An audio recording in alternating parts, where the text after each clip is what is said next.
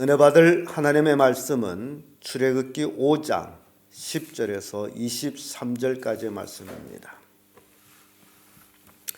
출애굽기 5장 10절에서 끝절까지의 말씀 찾으셨으면 교독합니다. 제가 먼저 읽습니다. 간역자들과 패장들이 나아가서 백성에게 일러 가로되 바로의 말씀에 내가 너에게 짚을 주지 아니하리니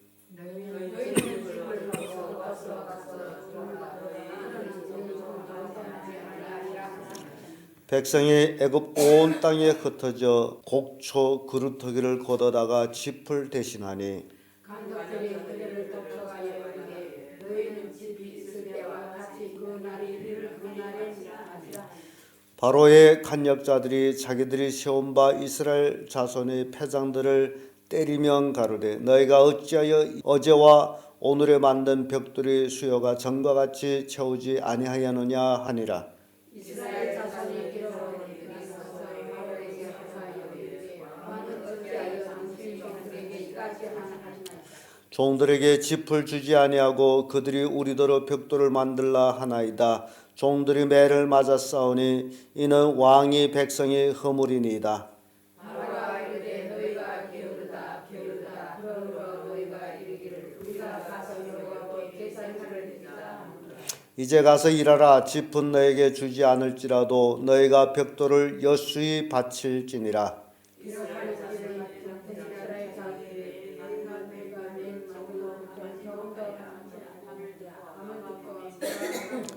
그들이 바로를 떠나 나올 때 모세와 아론이 길에 선 것을 만나 그들에게 여호와가 우리를 바로의 눈과 그의 신하의 눈에 미운 것이니 하고 그들이 손에 칼을 들어 우리를 죽이려는도다.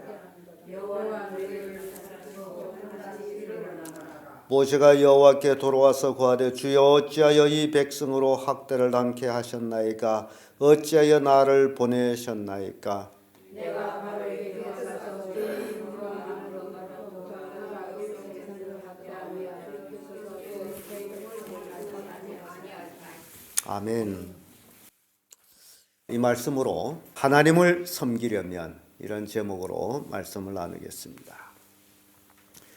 이 신앙이라는 것이 삶이 달라지는 것을 얘기합니다. 그래서 거룩한 성도라고 말을 합니다. 또 교회라고 할 적은 에클레시아, 하나님께서 특별히 따로 불러낸 무리. 그래서 세상과 구별되고 세상과 갈라지고 세상 사람들 삶과 다른 삶을 사는 자들을 놓고서 신앙인이라고 얘기하죠. 그래서 우리도 온전히 하나님을 믿고자 또 온전히 신앙생활을 하고자 할 때에 여러 가지 어려움들이 있다라는 사실. 그런데 신앙생활을 하면서도 별 어려움이 없는데요 라고 생각할 때에 그 신앙은 아직도 세속적인 신앙생활을 하고 있다는 사실입니다. 그래서 오늘 본문의 말씀을 통해 가지고 하나님을 섬기려면 어떤 일들이 일어나느냐라는 것을 우리에게 교훈하고 있습니다. 그 첫째가 미움을 받습니다. 하나님을 진정 섬기려고 할 때에 오는 것은 미움이에요. 이 세상은요, 마귀는 자기 것을 사랑함으로 자기 것이 아닌 것을 미워합니다. 그래서 예수 그리스도를 믿고 구원받아 하나님의 자녀가 되게 되면 그때부터 미움을 받게 됩니다. 왜 그러냐? 마귀가 자기 것이 아닌 것을 미워하기 때문이라는 사실이죠. 13절 14절의 말씀 보면 간역자들이 그들을 독촉하여 가르되 너희는 집이 있을 때와 같이 당일에 바치라 하며 바로의 간역자들이 자기들이 세운 바 이스라엘 자손의 패장들을 때리며 가르되 너희가 어찌하여 어제와 오늘에 만든 벽돌의 수요를 전과 같이 채우지 아니하였느냐 하니라. 이거는 억지거든요. 재료를 주지 아니하고 벽돌 숫자는 그대로 보존하라는 것은 이거는 시비를 거는 것이고 그 시비 거는 원인 중에 하나가 모세가 바로 왕한테 가서 우리를 광야로 내보내 주세요. 3일길 가서 우리 하나님께 제사를 하려고 합니다.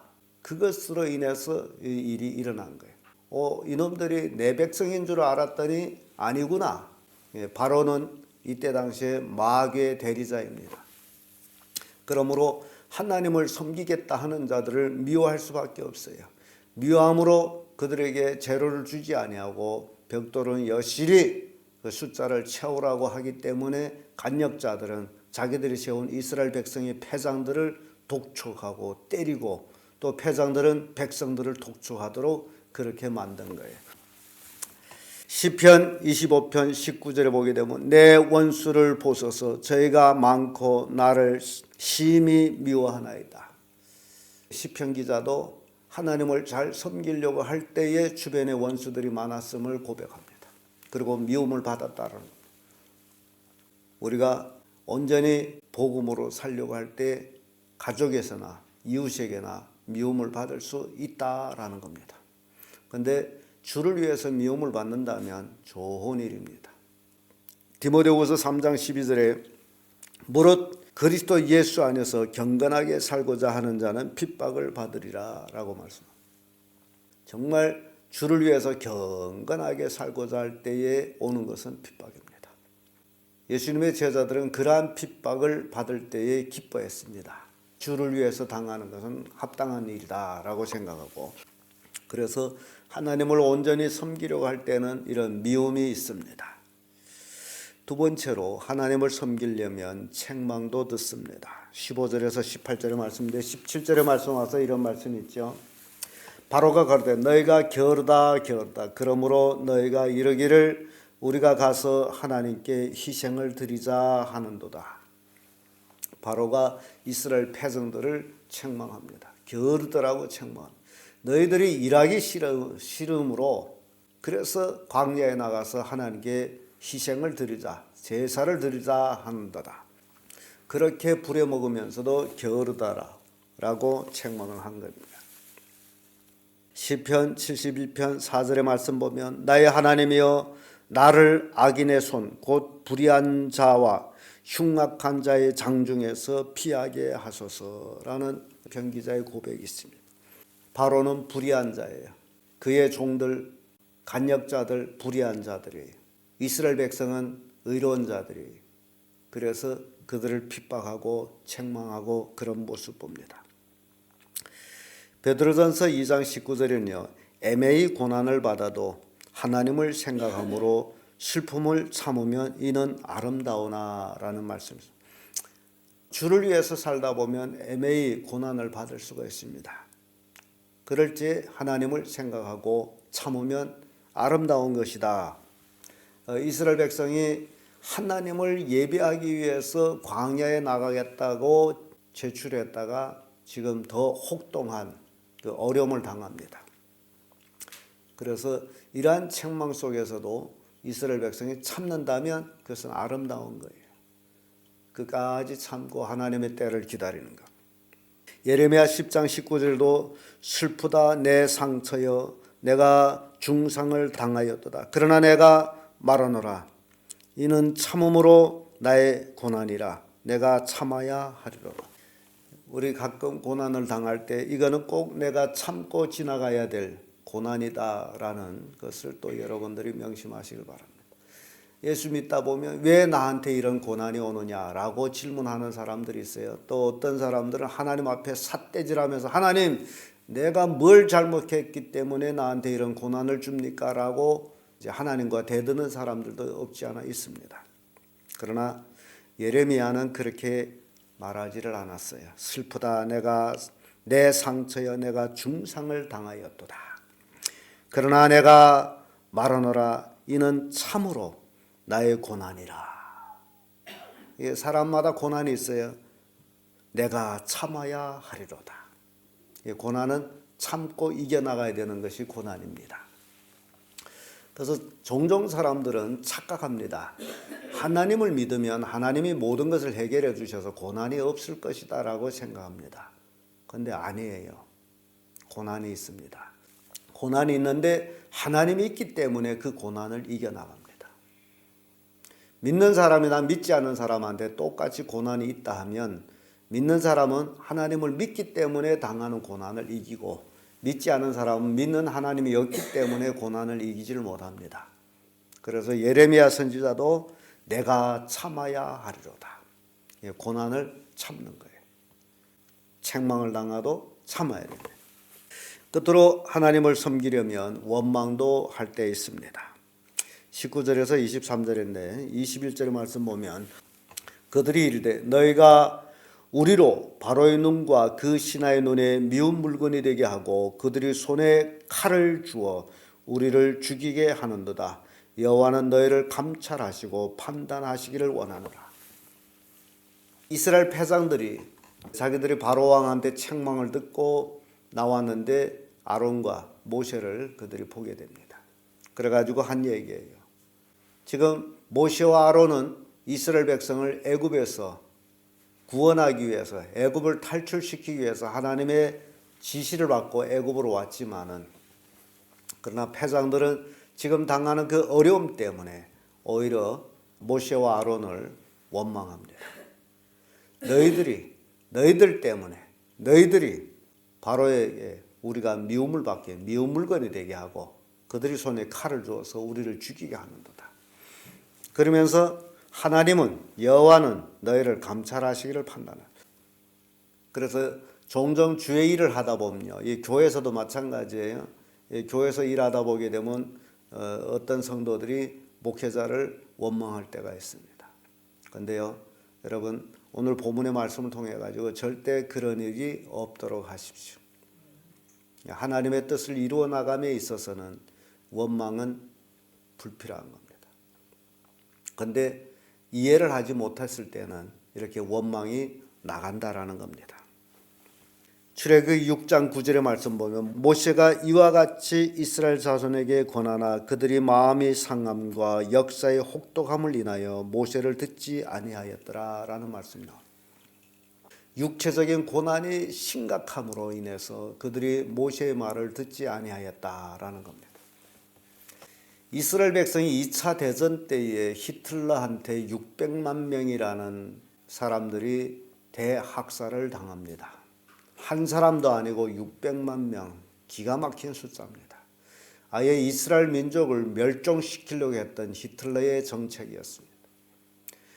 만약시 그때 당시에 이스라엘의 어떤 지도자가 있었다면 아마 그들은 다 그를 원망했을 거예요. 너 때문에 우리가 이렇게 죽임을 당한다라고. 그런데 2차 대전 때는 그런 지도자가 없었어요. 그러므로 원망할 자도 없고, 그래서 어떤 사람들은 하나님을 원망하기도 하고, 그러면서 또 어떤 사람들은 메시아가 우리를 구원할 것이다 기대하고, 그러면서 히틀러한테 고난을 당하면서 죽었습니다. 이스라엘 백성들처럼 고난을 많이 받은 민족은 이 땅에 없습니다. 또 이스라엘 백성들처럼 이 땅에서 총명과 지혜로운 백성은 또 없습니다. 고난도 많이 받고 그럼에도 불구하고 이 땅에서 강한 민족은 이스라엘입니다. 그렇게 어려움을 당한 민족임에도 불구하고 이 땅에서 가장 부유한 민족이 또한 이스라엘입니다. 그들은 그런 고난 속에서 그들은 자호감을 가지고 있는 것이 우리는 하나님의 선민이다. 이게 이스라엘 백성의 모습입니다. 참 그들한테 배울 게 많습니다. 히틀러가 600만 이스라엘 백성을 대학살할 때도 유대인들이 말이죠, 자기들이 유대인 옷을 입지 아니하고 평민의 옷을 입게 되면 독일 사람들은 어떻게 유대인을 신분을 보지 않고서 어찌 알겠어요. 그럼에도 불구하고 유대인들을 마구 잡아다가 집중형에 가두고 죽이는 때도 유대인들은 자기들이 유대인이 아니라고 한 번도 말한 적이 없습니다. 유대인 복장 그대로 입고 콧다대만한 모자를 머리에 쓰고 줄이 쭉쭉 간 옷을 입고 자기들은 유대인이란, 죽어가면서도 유대인이라는 자오감으로 살았습니다. 이게 우리가 배울 것들이라는 거예요. 이제 계시록 그런 시대가 도래되게 되면 예수 믿는 사람을 대핍박합니다. 죽이기도 합니다. 그럴 때에 진정 예수 믿는 사람들, 죽임도 마다하지 않고 예수 믿는 걸 포기를 안 할 겁니다. 그러나 가짜 믿는 사람들은 죽인다면 나 그럼 예수 안 믿겠습니다 라고 할 사람이 엄청 많다라는 사실. 평원 시대는 모릅니다. 잘 믿는 척 하면 잘 믿는 것 같고 안 믿는 척 하면 안 믿는 것 같지만은 그러나 환란을 통해 봐야만이 그 진정한 믿음의 증가를 볼 수가 있습니다. 여러분들은 지금 평온 시대에 그러한 순교자의 정신을 가진 믿음의 소유자가 되어야 된다는 사실이에요. 패장들은 아직은 하나님의 뜻을 완벽하게 몰랐어요. 그래서 원망도 했습니다. 그러나 이제 나중에 이들은 하나님의 뜻을 완전히 이해하고 나서 결국 모세와 함께 탈출하죠, 애굽을. 베드로전서 4장 9절 10절의 말씀 보면 서로 대접하기를 원망 없이 하고 각각 은사를 받은 대로 하나님의 가양 은혜 맡은 선한 청지기같이 서로 봉사하라. 이제 원망은 주님을 섬김에 있어서 원망은 금물입니다. 대신 원망 없이 각각 자기가 받은 은사들이 다 따로 있어요. 잘 섬기는 사람, 일을 잘하는 사람, 기도하는 사람, 전도하는 사람, 각각 자기 은사 받은 대로 열심히 일하면 됩니다. 그러면 하나님께 영광이 됩니다. 그리고 하나님의 뜻을 알게 됩니다. 그래서 오늘 본문의 말씀을 통해 가지고 하나님을 섬기려면 여러 가지 일들이 일어나는데 바로 미움도 받고 책망도 듣고 원망도 할 수 있는 그런 것들이 있다. 그러나 진정 예수 믿는 사람, 진정 구원받은 사람, 이런 것들을 다 감수한다라는 겁니다. 그리고 믿음으로 승리한다는 겁니다. 저는 여러분들이 다 믿음으로 승리하는 귀한 성도들 되기를 예수님의 이름으로 축복합니다.